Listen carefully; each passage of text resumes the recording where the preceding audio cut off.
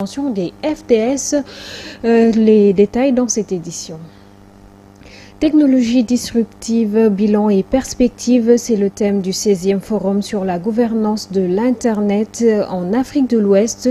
Ouvert ce jeudi à Dakar, la cérémonie d'ouverture a été présidée par le ministre de la Communication, des Télécommunications et du Numérique, Alioune Sall.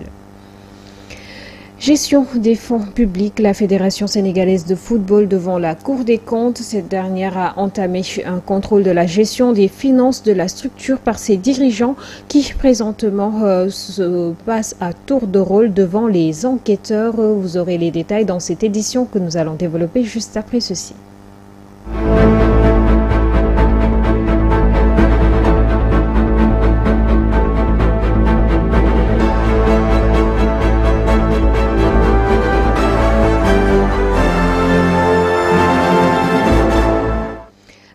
Plaisir de vous retrouver, fidèles téléspectateurs de GTV, dans cette édition que nous démarrons après Colobane plutôt, et d'autres quartiers encombrés par des activités commerciales non réglementées. Les autorités ont investi hier le marché Sandaga, cœur du secteur informel de Dakar, pour faire partir les marchands ambulants et les tabliers qui occupent de manière anarchique les rues. Une décision qui, du reste, a occasionné des heures entre tabliers et agents municipaux. Les détails avec Mansour Diassé. Les marchands ambulants ont improvisé une manifestation pour s'opposer à la mesure de déguerpissement enclenchée par les autorités. Une manifestation qui a dégénéré et a occasionné des heurts entre les agents de sécurité de la mairie de Dakar et les tabliers. Depuis un certain temps, ce qui s'est passé à Colobane risque de se passer ici à Sandaga. Depuis quelque temps, le maire Alioune Ndoye envoie souvent des agents municipaux pour nous déloger. Nous sommes d'accord qu'on est dans l'illégalité et nous ne sommes pas contre le déguerpissement. Mais il faut au préalable discuter avec les tabliers pour trouver une solution. Le Premier ministre même, Ousmane Sonko, avait demandé à Colobane qu'on arrête les déguerpissements. Et je pensais que les autorités discutaient pour trouver une issue. Heureuse, malheureusement, tel n'est pas le cas. À notre grande surprise, les agents municipaux ont repris le déguerpissement. C'est illégal quand même. Parce que aussi, tu es que maire. Si on est maire, ni de faire illégal, on va régler le problème dans la légalité. Afin de mettre fin à cette situation de tension, les autorités municipales ont lancé un appel à la décrispation. Elles appellent les marchands ambulants à faire preuve de plus de patriotisme et à accepter d'amorcer les discussions pour aboutir à une issue heureuse.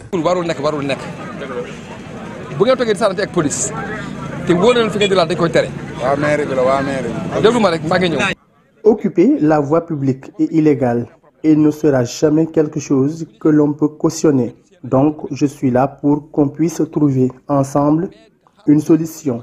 C'est dur pour vous et il l'est aussi pour moi. Vous faites partie de ma famille, mais ça ne veut pas dire que je vous laisserai occuper de manière anarchique les rues. Et je ne ferai jamais donc. Je vous invite alors à venir discuter. Je vous invite alors à une discussion afin de trouver une meilleure solution à ce problème qui perdure et n'arrange personne.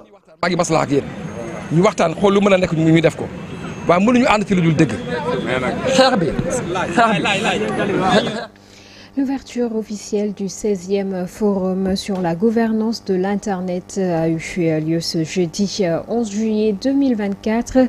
Une rencontre sous le thème technologie disruptive, bilans et perspectives. Des discussions qui ont permis de passer au peigne fin l'impact, les défis, mais également les opportunités que ces technologies présentent pour la sous-région ouest-africaine.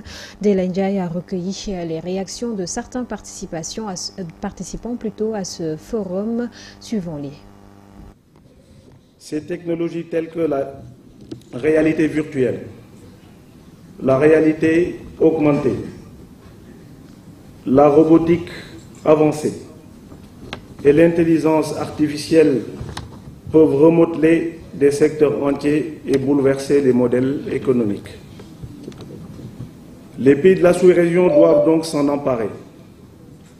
Elles permettront de résoudre des problématiques complexes et d'optimiser des ressources, stimuler l'innovation à une échelle sans précédent. Il est essentiel pour nous d'adopter ces technologies de manière éclairée, en pesant bien fort les avantages et les risques, notamment en termes de régulation. Ensemble, nous allons bâtir un avenir où ces technologies soutiennent une croissance économique et améliorent la qualité de vie de nos concitoyens. Il s'agit tout d'abord, comme le ministre l'a dit, d'avoir la culture de récolter des données et de structurer les données. Parce que nous sommes très enclins à utiliser des applications sans mesurer tout ce qu'il y a derrière ces applications.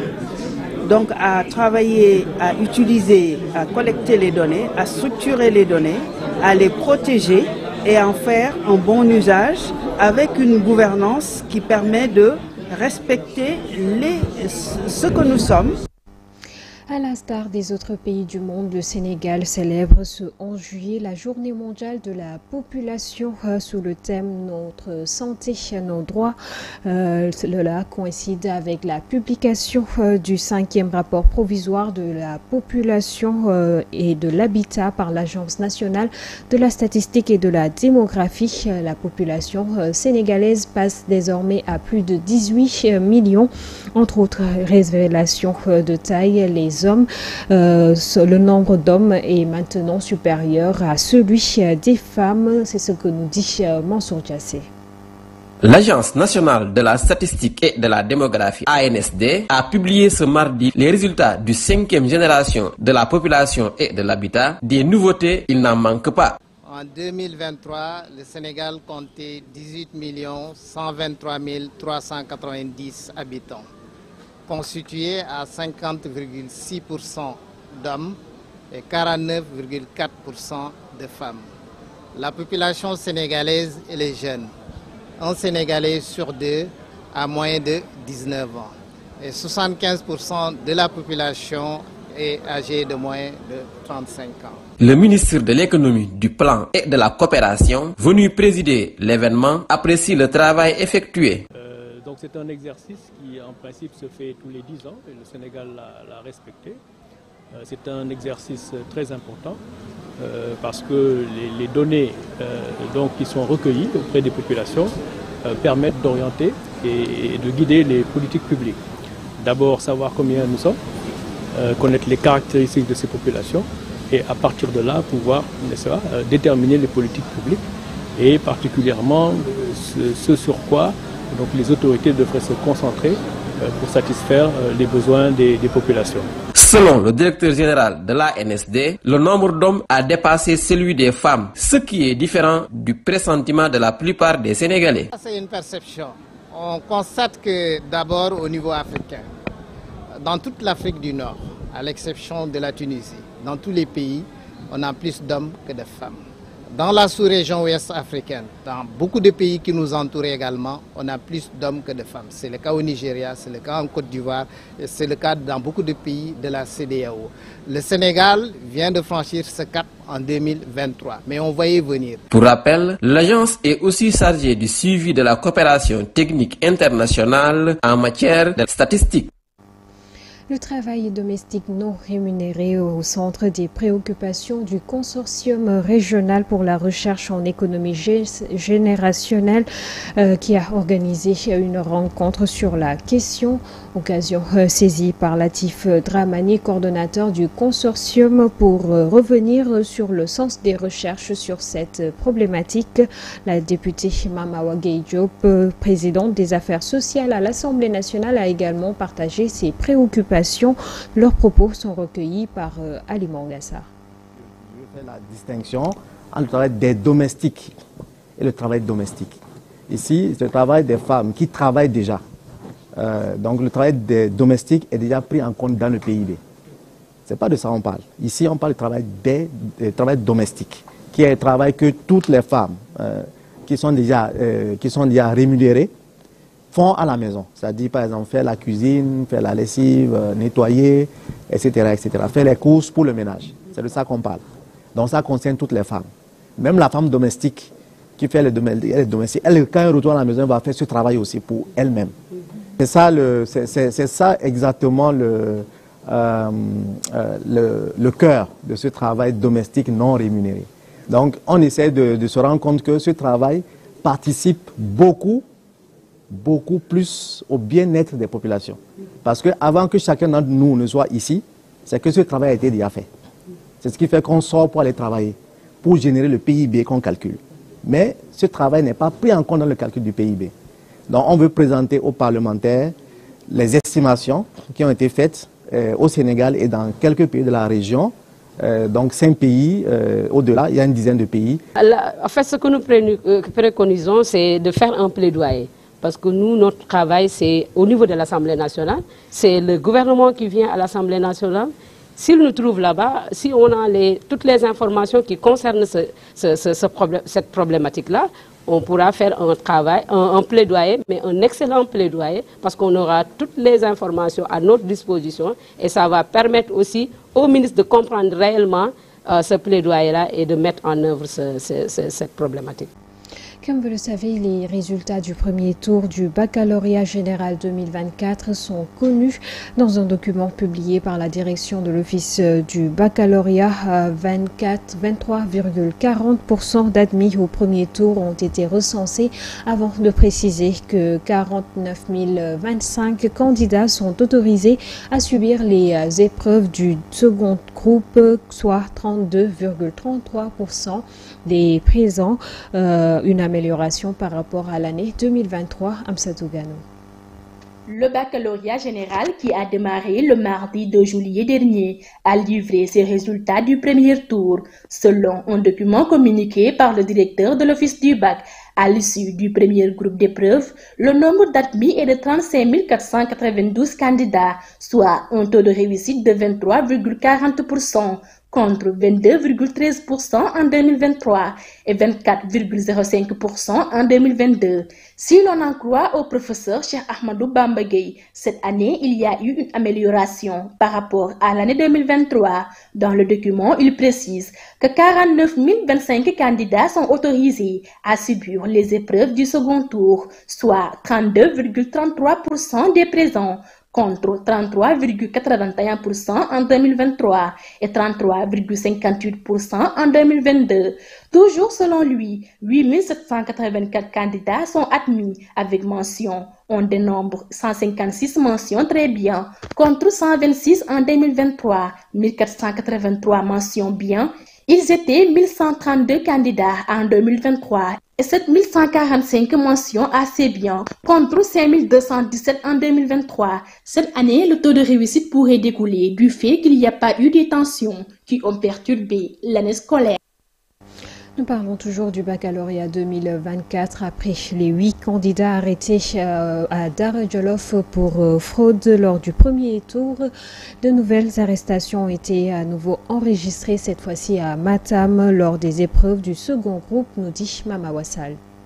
Nouvelles arrestations ont été enregistrées au baccalauréat 2024. Un candidat admis au second tour a été interpellé mercredi matin lors des épreuves de mathématiques. Il a été chopé par le président du jury qui a découvert les corrigés des épreuves dans son téléphone portable. Alertés, la gendarmerie de la localité ont effectué le déplacement sur les lieux. Une fouille à l'appareil a permis aux enquêteurs de découvrir un groupe WhatsApp dans lequel se trouvaient les épreuves de mathématiques déjà corrigées. Les membres du groupe composé de 4 candidats qui ont admis d'office au premier tour, dont 2 filles ont été arrêtées. Ces nouveaux bacheliers aidaient leurs camarades à décrocher leur premier diplôme universitaire. Ils ont tous été placés en garde à vue pour fraude à l'examen du baccalauréat. Ils seront déférés ce vendredi prochain au parquet de Matam. Pour rappel, les 8 candidats au baccalauréat 2024 arrêtés à Dara Djolof par fraude lors du premier tour de l'examen ont été jugés mercredi par le tribunal de Louga. L'administrateur du groupe Samprek a été condamné à 1 mois de prison ferme.